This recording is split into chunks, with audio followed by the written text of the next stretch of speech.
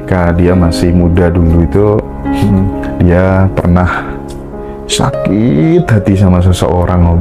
Oke. Ya kan? Dia pakai sepeda pancal, terus tiba-tiba sama tetangganya itu yang pakai sepeda motor, sepeda pancalnya itu ditendang gitu, tanpa ada problem apa-apa gitu.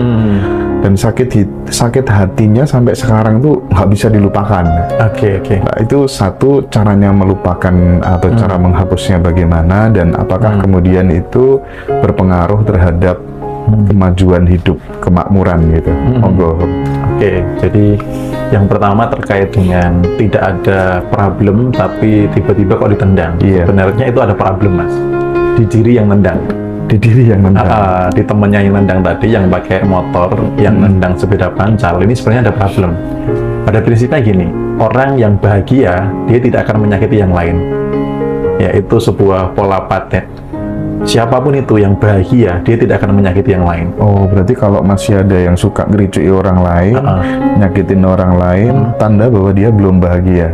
Sedang tidak bahagia atau belum bahagia. Benar ya. sekali. Jadi orang yang mancal tadi, Mas, itu sebenarnya dia sedang tidak bahagia. Walaupun secara fisik dia pakai motor.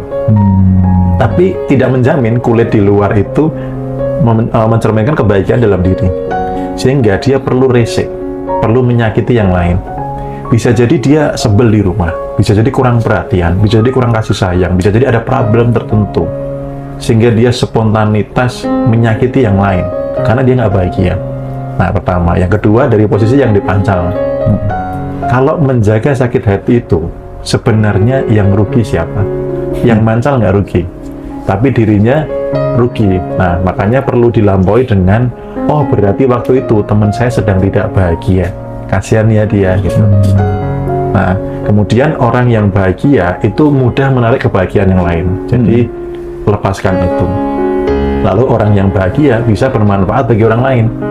Jadi supaya diri tidak terbelenggu dengan hal seperti itu, karena kalau sudah paham betul tentang vibrasi, ini kan mancar, Mas. Kalau sakit hati, kesedihan itu mancar, artinya akan terus menarik peristiwa-peristiwa yang mengundang perasaan tentang sedih. Peristiwa apapun, karena apa? Diri memancarkan vibrasi force, memancarkan kesedihan. Jadi rahasia semesta itu sebenarnya simpel, Mas. Semesta hanya mengembalikan apa yang kita pancarkan kok. Gitu. Kalau kita mancarinnya baik, akan dapat baik. Kalau mancarinnya negatif, coba amati. Nah, maka nanti buat yang terjadi seperti ini, coba diamati. Apakah dengan menjaga ini, banyak kejadian-kejadian yang menyedihkan yang terus datang, yang mengecewakan, yang bikin sebel. Kalau iya, berarti karena masih mempertahankan, masih memancarkan itu. Nah, saran saya, maafkan yang bersangkutan, lalu kemudian doakan yang terbaik, lalu izinkan diri Anda untuk melesat lebih tinggi, mencapai pencapaian-pencapaian yang baik. Sudah dimaafkan, pada saat kita keinget gitu, masih harus didoakan? Kalau untuk membersihkan, iya. Gitu, doakan yang terbaik, karena dia kan sedang tidak bahagia, Mas. Kan mendoakan orang lain itu nggak rugi kan? Dan ada hukum bahwa ketika kita mendoakan orang lain, mau nggak mau, suka nggak suka, doa itu balik buat kita. Gitu. Jadi saya akan terlalu mudah untuk mendoakan orang lain yang membenci saya, yang memusuhi saya, doakan yang terbaik. Dan itu membuat enteng, ringan gitu. Iya, Om. Gitu, Mas. Sip. Dan ketika kemudian kita sudah memaafkan, pas waktu kita ingat beliau yang menyakiti kita itu, justru malah kita doakan supaya menjadi lebih baik, itu juga mungkin akan berimplikasi positif ya terhadap kemakmuran yang kita idealkan dan kita cita-citakan ya, Om Bimo. Betul. Karena kan secara wadahnya kita sudah lebih siap, Mas. Jadi pada prinsipnya itu kan kita di dunia ini digaji berapa olehnya itu kan tergantung kelayakan kita nerima.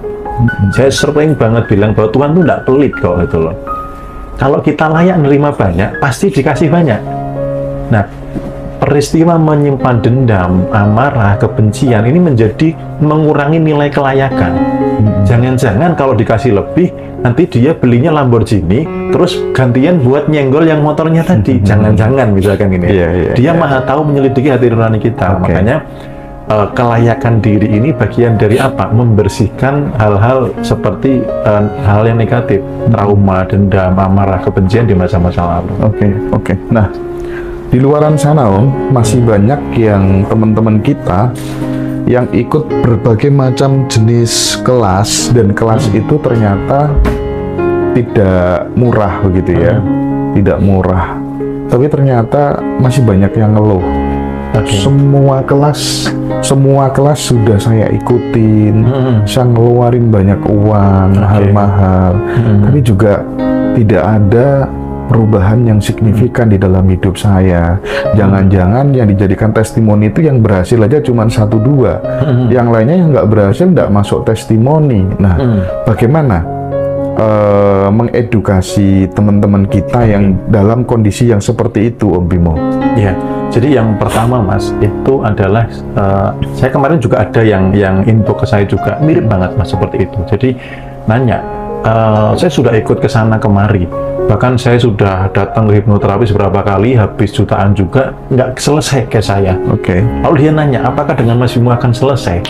Saya bilang saya tidak bisa memberikan jaminan, karena saya tidak mau mendahului Sang Maha. Tapi pada prinsipnya kalau penyebabnya adalah pikiran, perasaan, dan lain sebagainya, itu bisa diselesaikan sebenarnya. Tapi saya sudah kesini kok belum selesai, karena mohon maaf, Anda masih menganggap solusinya di orang lain. Nah, banyak teman-teman sudah ikut kelas, sudah kesana kemari, merasa solusinya di kelas itu, Mas. Merasa solusinya di pembicaranya itu, bukan di dirinya. Makanya saya selalu bilang di teman-teman di grup, saya bukan seorang coach. Jadi, saya tidak akan membuat teman-teman ketergantungan dengan saya. Saya akan membersamai teman-teman. Anggap saya sahabat seperjalanan. Nah, sehingga mereka itu hanya saya berikan arahan atau jalan yang membuat mereka itu sampai pada tujuannya, gitu. Jadi bagaimana mereka punya mindset, sebenarnya solusinya di dalam diri kok, gitu. Keruwetan itu adanya di dalam, dan banyak solusi. Makanya beberapa testimoni saya unik. Mereka mulai menyadari ternyata ketika saya membaik, lingkungan sekitar membaik loh.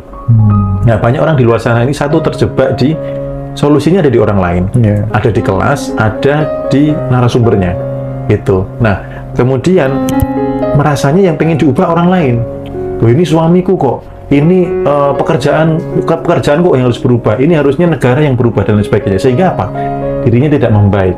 Jadi kalau saya mengamati beberapa orang yang belum maksimal mendapatkan hasil, karena mereka bukan kelasnya yang tidak baik, Mas, tapi mereka terjebak merasa solusinya di kelas.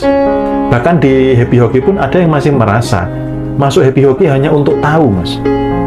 Itu banyak. Kenapa nggak mengalami perubahan? Karena hanya pengen tahu. Oh, Happy Hockey begini. Nah, kalau terjebak hanya ingin tahu, dapatnya Anda pengetahuan toh. Nah, supaya dapat manfaat kayak kemarin yang di-share Bu Ike, apa? Satu, memahami betul isinya. Yang kedua, mengalami, Mas. Karena ilmu kehidupan itu nggak cukup tahu toh. Misalkan, oh tahu caranya sabar. Kalau Anda nggak mengalami yang namanya kesabaran, Anda nggak dapat manfaatnya, gitu. Jadi teman-teman yang belum, coba cek apapun yang sudah pernah diikuti, coba pahami betul, lalu alami supaya mendapatkan manfaatnya. Karena kalau hanya sekedar tahu, ya dapatnya, oh ya saya sekarang sudah tahu, gitu. Akhirnya nggak mengalami dampak apa-apa, gitu.